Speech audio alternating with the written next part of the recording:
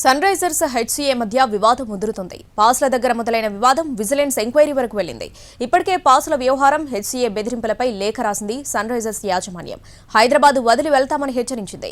అయితే గొడవ పెద్దదవుతూ ఉండటంతో విచారణకు ఆదేశించడంతో వివాదాన్ని సద్దుమణిగించేందుకు ఎస్ఆర్హెచ్ రెడీ అవుతుంది. ఎస్ఆర్హెచ్ హెచ్సీఏల మధ్య వివాదం ముదురుతోంది.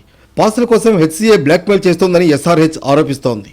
ఈ వివాదంపై సీఎం రేవంత్ రెడ్డి సీరియస్ అయ్యారు. ఎస్ఆర్హెచ్ యాజమాన్యాన్ని హెచ్సీఏ వేధిస్తోందన్న ఆరోపణలపై ఆరా తీశారు ముఖ్యమంత్రి.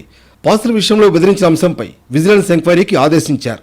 విచారణ జరపాలని విజిలెన్స్ డీజీ కొత్తకోట శ్రీనివాసరెడ్డిని ఆదేశించారు సీఎం. ఎస్ఆర్హెచ్ యాజమాన్యాన్ని పాస్ల కోసం ఇబ్బంది పెడితే చర్యలు తీసుకుంటామని హెచ్చరించారు రేవంత్ రెడ్డి. పాస్ల వ్యవహారంపై వివరాలు సేకరించింది. వాస్తవంగా ఐపీఎల్ 2025 సీజన్కు సంబంధించి ఒప్పందం ప్రకారం హెచ్సీఏకు 10% ఉచితంగా టికెట్లు ఇవ్వాల్సి ఉంటుంది. దీంతో 50 సీటింగ్ కెపాసిటీ ఉన్న కార్పొరేట్ బాక్స్ను హెచ్సీఏకు అప్పగించారు. అయితే ఈసారి బాక్స్ సామర్థ్యం తగ్గింది. 50 సీట్ల ప్లేస్లో కేవలం 30 సీట్లే ఉన్నాయి. దీంతో మరో 20 టికెట్లు ఇవ్వాల్సిందేనని హెచ్సీఏ పట్టుబట్టింది. ఇదే క్రమంలో ఒక మ్యాచ్ సమయంలో కార్పొరేట్ బాక్స్కు లాక్ వేశారు. టికెట్ల సంగతి తేలితే కానీ లాక్ తీసేది లేదని చెప్పింది. ఈ ఘటనతో హెచ్సీఏ బెదిరింపులు బ్లాక్మెయిల్కు దిగుతోందని ఎస్ఆర్హెచ్ ఇప్పటికే లేఖ రాసింది.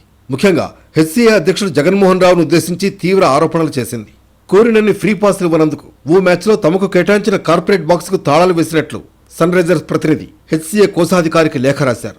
తమ సొంత వేదికైన ఉప్పల్లోని రాజీవ్ గాంధీ ఇంటర్నేషనల్ క్రికెట్ స్టేడియంలో ఐపీఎల్ మ్యాచ్లను ఆడటం గురించి పునరాలోచించుకుంటామని అందులో పేర్కొన్నారు. అంతేకాదు అవసరమైతే హైదరాబాద్ వీడిపోతామని హెచ్సీఏ కోశాధికారి శ్రీనివాసరావుకు ఎస్ఆర్హెచ్ జనరల్ మేనేజర్ శ్రీనాథ్ రాసిన లేఖలో పేర్కొన్నారు.